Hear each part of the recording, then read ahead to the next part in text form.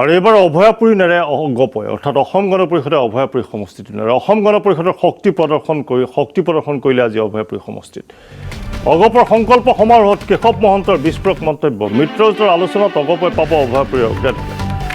আৰু এই পৰ্যন্ত নিশ্চিত হোৱা নাই বিজেপিৰ অগপৰ আসনৰ সংখ্যা কংগ্ৰেছ দলে শৃংখলাবদ্ধভাৱে আগবাঢ়িব পৰা নাই বুলিও বিৰোধীক কঠোৰ সমালোচনা আৰু আঞ্চলিক দলটোৰ ২৬ৰ নিৰ্বাচনী ৰণনীতি সদৰি কৰিলে কেশৱ মহন্তই অগপ নেতা ভূপেন ৰায়ক কাষত লৈ শক্তি প্ৰদৰ্শন মন্ত্ৰী মহন্ত এই মুহূৰ্তত জনাইছোঁ গুৰুত্বপূৰ্ণ খবৰ অগপৰ নিৰ্বাচনী ৰণদণ্ডুবি অভয়াপুৰী সমষ্টিত অভয়াপুৰী নেৰে অসম গণ পৰিষদে ৰাজ্যৰ প্ৰান্তে প্ৰান্তে শক্তিশালী সংকল্প সমাৱেশ অনুষ্ঠিত কৰিছে বিজেপিৰ মিত্ৰ দল অসম গণ পৰিষদে দুবাৰকৈ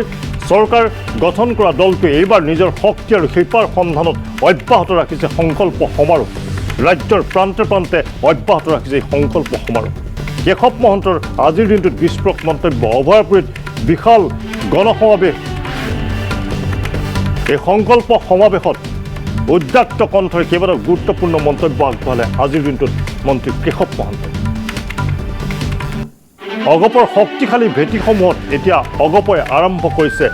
বৃহৎ সংকল্প সমাৰোহ আৰু এইদৰে হাজাৰ হাজাৰ লোক ওলাই আহিছে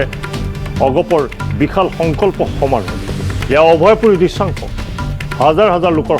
সমাগম হৈছে অভয়াপুৰী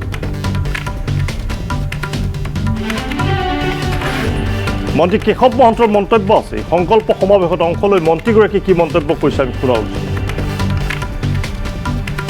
অভয়াপুৰী সমষ্টিত দলৰ সংকল্প সমাৰোহৰ আয়োজন কৰিছিলোঁ এই দলৰ সংকল্প সমাৰোহত আমাৰ দলৰ প্ৰায় ১৫,০০০ সতীৰ্থৰ সৈতে আমি মত বিনিময় কৰিলোঁ আমাৰ কেইবাজনো বক্তাই ইয়াত আমাৰ দলৰ স্থিতিৰ কথা বক্তব্য ৰাখিলে আজিৰ দিনটোত আমি অভয়াপুৰী সমষ্টিত অসম গণ পৰিষদৰ ভেটি যথেষ্ট শক্তিশালী আপোনালোক সকলোৱে জানে আমি অহা নিৰ্বাচনীৰ প্ৰাক মুহূৰ্তত অসমৰ বিভিন্ন সমষ্টিত আমাৰ এই ধৰণে সভা সমিতি হৈছে আজি শিৱসাগৰ সমষ্টিটো ইতিমধ্যে হৈ আছে দলৰ সভাপতি আছে তাত গতিকে আমি এই সংকল্পৰে অহা নিৰ্বাচনত যুঁজি যাবলৈ আৰু কংগ্ৰেছক পৰাভূত কৰিবলৈ আৰু এখন আমি NDAৰ চৰকাৰ বিজেপি নেতৃত্বাধীন মিত্ৰজোঁটৰ চৰকাৰ অসমত প্ৰতিষ্ঠা কৰিবৰ কাৰণে আমাৰ এই অভিযান স্যাৰ সমাগত বিধানসভা নিৰ্বাচন অভয়াপুৰী বিধানসভা সমষ্টিটো মানে CMA কোৱাৰ দৰে অভয়াপুৰী বিধানসভা সমষ্টিটো আমাৰ মিত্ৰজোঁটৰ আলোচনাত অগ্ৰাধিকাৰ ভিত্তিত অসম গণ পৰিষদৰ তৰফৰ পৰা থাকিব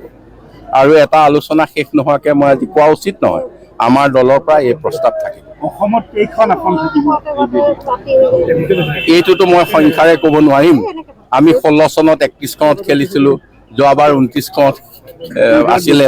এইবাৰ তেনেকুৱা আমি আসন এতিয়ালৈকে কোনো আনুষ্ঠানিক আলোচনা হোৱা নাই গতিকে আসনৰ সংখ্যাটো আৰু শেষৰ দিনাই ওলাব দুখন কম বেছি কিবা ওলাব যদি মিত্ৰতাত আছে এটা অভিযোগ উঠে যে মন্ত্ৰীসভা থকাৰ বাবে সজোৰে আপোনালোকে দাবী উত্থাপন কৰিব দাবী ক'ত উত্থাপন কৰাৰ কথা কৈছে আসনৰ ক্ষেত্ৰতে নহয় সিটো মন্ত্ৰীসভাৰ দায়িত্বটো বেলেগ দলৰ দায়িত্বটো বেলেগ আমি দলীয় মঞ্চত মিত্ৰজোঁটৰ মঞ্চত আমি দলৰ বিষয়ববীয়া আৰু মন্ত্ৰীসভাৰ ক্ষেত্ৰত আমি মাননীয় মুখ্যমন্ত্ৰীৰ মন্ত্ৰীসভাৰ মন্ত্ৰী গতিকে আমাৰ দুইটা ভূমিকাই সবল স্যাৰ যেহেতু ভূপেন বৰাই আজি বিজেপিলৈ গমন কৰিলে আৰু এই সময়তে NDAৰ শক্তি বৃদ্ধি হ'ব নে ভূপেন বৰাৰ আগমনে আজি যদি আপোনালোকে চাই কংগ্ৰেছে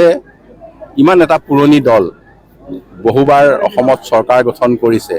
সেই দলটোৱে শৃংখলাবদ্ধভাৱে আজি দলটোক আগুৱাই নিব পৰা নাই আৰু ইলেকশ্যনৰ প্ৰাক মুহূৰ্তত এই লক্ষণতে আমাক কৈছে যে তেওঁলোকে আৰু এইবাৰ নিৰ্বাচনত আশা কৰিবলগীয়া নাই সৃজনগ্ৰাম সমষ্টিটো প্ৰাৰ্থী থাকিব আমিও বিচাৰিম মিত্ৰজোঁট বিজেপিয়ে তৎপৰতা আৰম্ভ কৰিছে অভয়াপুৰী সমষ্টিত ইতিমধ্যে যথেষ্ট কাম কৰিও আছে তেনে ক্ষেত্ৰত নহয় বিজেপি আৰু AGP দুইটাই শক্তিশালী স্থানত থাকিলে ইয়াত আৰু বেলেগ দলৰ প্ৰয়োজন নাই আৰু গতিকে শক্তিশালী বন্ধু হ'ব লাগিব নহয়। তেখেতসকলৰ শক্তিশালী বন্ধু হ'লে ভাল পাওঁ, আমিও তেখেতসকলৰ শক্তিশালী বন্ধু হ'লেই ভাল পাওঁ। তেওঁলোকে প্ৰাৰ্থী নিৰ্বাচনৰ ক্ষেত্ৰত লৈ আভ্যন্তৰীণ ভোট তেওঁলোকৰ নহয়, চাওক, এইটো তেখেতসকলৰ এটা প্ৰক্ৰিয়া, দলীয় প্ৰক্ৰিয়া। তেখেতসকলে সকলো সমষ্টিতে তেখেতসকলৰ প্ৰায়ৰিটি প্ৰাৰ্থী কোন, অগ্ৰাধিকাৰ প্ৰাৰ্থী কোন, সকলোতে বিচাৰিছে। অকল